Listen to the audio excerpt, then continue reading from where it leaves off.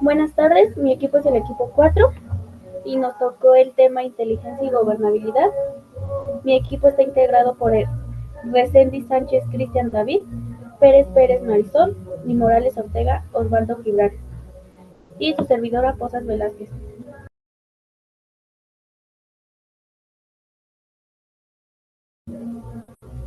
¿Cómo puede la inteligencia fortalecer la gobernabilidad y prevenir la ingobernabilidad? La inteligencia fortalece la gobernabilidad en Venezuela al anticipar escenarios de conflicto, monitorear dinámicas sociales y económicas y diseñar políticas informadas para la institucionalidad, lo que previene la ingobernabilidad mediante una gestión más eficiente y adaptada a la necesidad del país.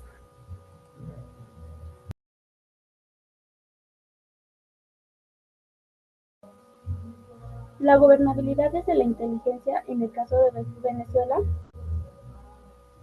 Esto puede incluir que el uso de la inteligencia es para detectar en redes de corrupción, monitorear y fortalecer las instituciones políticas y prevenir la expansión de los conflictos sociales y los económicos.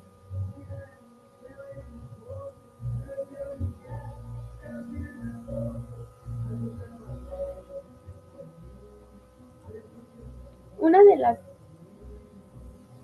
una de las prevención de la ingobernabilidad ocurre cuando un gobierno pierde su capacidad para ejercer un poder efectivo. En Venezuela, por otro lado, las protestas masivas de las son institucionales y la presión internacional ha comenzado con constantemente la estabilidad del régimen.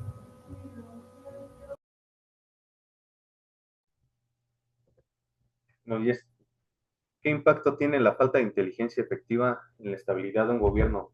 Pues bien, como lo sabemos, el Estado puede implementar o tiene esta tarea de implementar medidas de inteligencia y de investigación. ¿Esto para qué? Bueno, para recabar información relevante, pero relevante para el gobierno en turno, en ese entonces. También debe de contemplar lo que es el contexto social.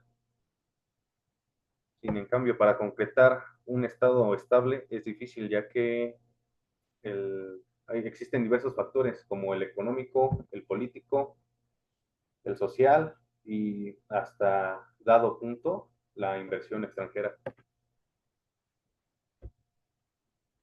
Bueno, entenderemos como gobernabilidad de un Estado a la semántica, a la capacidad de ser gobernable, conceptualmente a la relación que se manifiesta cuando existe un equilibrio en el ejercicio del poder derivado de la solución de las demás demandas sociales y la capacidad del gobierno a atender estas formas de manera eficaz, estable y legítima.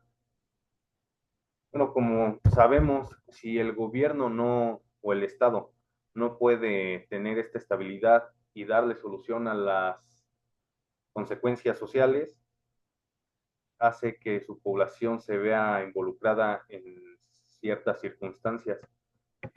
En el caso de la utilización de la inteligencia, las podríamos utilizar para alertarnos sobre riesgos y amenazas de la seguridad nacional. Esto no necesariamente externas, sino también puede ser internas, así como identificar tendencias, la probabilidad de manifestación de estos mismos fenómenos. Por otro lado, podemos aportar información estratégica para la ejecución de acciones. Todo esto va relacionado ya que va a un mismo camino. Se implementan estas medidas, se recopila la información, se hacen estrategias y se presentan para que se tomen acciones y ya estas acciones las toma el personal correspondiente. En cuanto a Venezuela, tenemos una inestabilidad, ya que más de 9.3 millones de venezolanos cuentan con una inseguridad alimentaria. Esto representa una tercera parte de la población total de Venezuela. De acuerdo con las Naciones Unidas, 7 millones de venezolanos necesitan asistencia humanitaria urgente. Más de 5.4 millones de venezolanos han huido del país y el Programa Mundial de Alimentos informa que el 59% de los hogares en Venezuela no tienen ingresos suficientes para comprar los alimentos, lo que vendría siendo la canasta básica. Esta misma inestabilidad, como la que se menciona, puede afectar el nivel económico, la salud, la educación, en lo político, realmente impacta en muchas áreas de un estado y esto puede provocar algunas circunstancias o que se den ciertas circunstancias que son de alto riesgo, como puede ser el estado fallido, un golpe de estado o hasta incluso una intervención extranjera. O bien se pueden dar las tres en un mismo país, ¿no? Se ha dado casos que primero es un estado fallido, después se da un golpe de estado y después interviene una nación extranjera. Esto para restablecer el orden o la estabilidad que se tenía.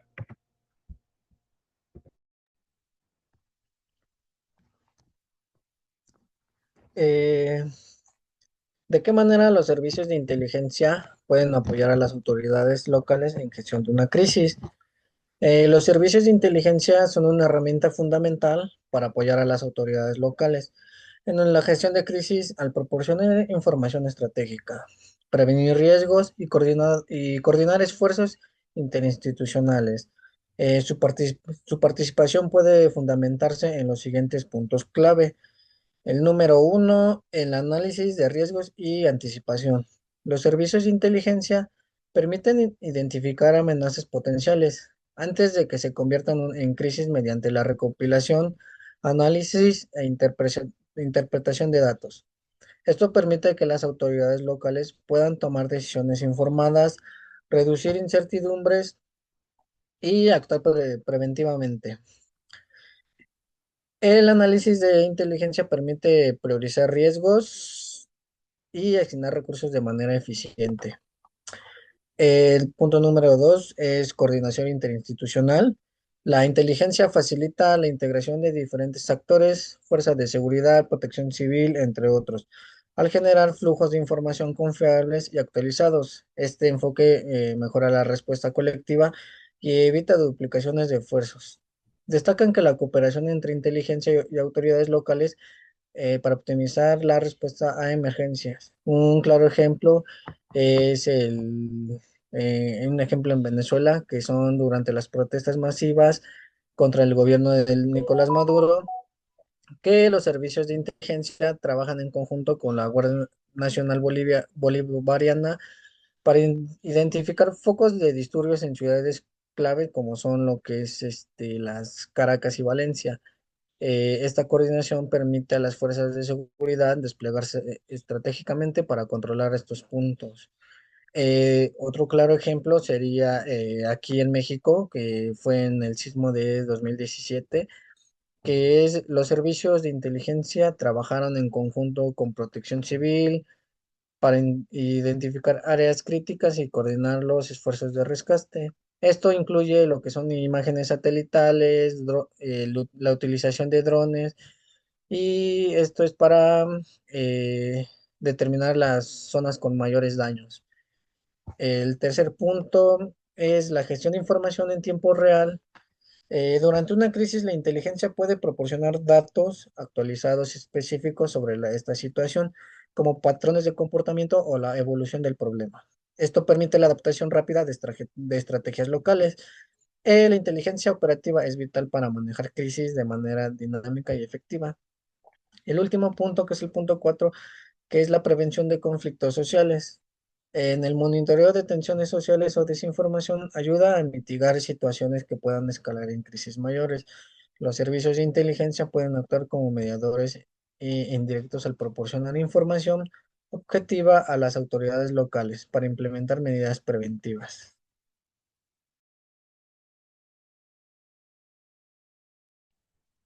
Como ejemplo, tenemos la República Democrática del Congo, donde sabemos que la situación de los derechos humanos ha sido muy terrible, a lo cual los ataques persisten y en gran escala, yo conlleva que 7 millones de habitantes de esta república mm, hayan migrado a otros países o estados en los que son aledaños. En contexto, Sabemos que la República del Congo ha sufrido mucho devastamiento sobre las, los programas sociales, la economía, la cultura, entre ellos la alimentación adecuada, el agua apta para el consumo humano, la electricidad, la educación, la atención a la salud y vivienda. Uno de los principales, o bueno, de los factores que se ven en la República del Congo son lo principal es los derechos de las personas que han sido desplazadas, que fueron los 7 millones de personas que han emigrado a otros estados o en su caso países. Y también se ve la violencia sexual y de género, donde la violencia de género y sexual aumentó 1% más del año pasado. Esto se debe a la guerra que han tenido entre los civiles y los de el grupo armado. Asimismo, han tenido desalojos forzados. Los desalojos forzados han surgido porque sabemos que la República del Congo es muy, muy enriquecido en minas industriales como es el cobalto y el cobre, en donde las personas que son de parte de aquí, de la República del Congo, han sacado a los habitantes de estas zonas o de estas tierras donde ellos habitan para expropiar este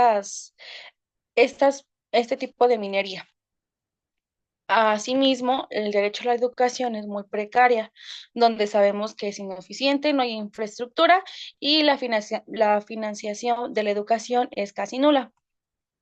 Asimismo, tenemos la condición de la reclusión inhumana, donde todos los internos no tienen una celda en específico. Asimismo, viven en la población carcelaria está al exceso y no tienen el acceso al agua potable y ni a medicamentos. Y en algunos casos han tenido muertes por la reducción drástica de los alimentos.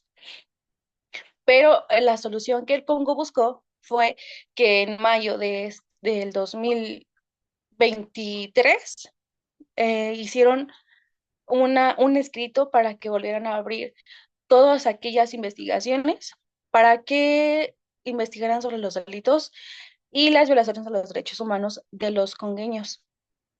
¿Con qué finalidad? Con la finalidad de que un fiscal de la Corte Penal Internacional visitara la República del Congo junto con miembros de la ONU y miembros de la sociedad civil y representantes de víctimas.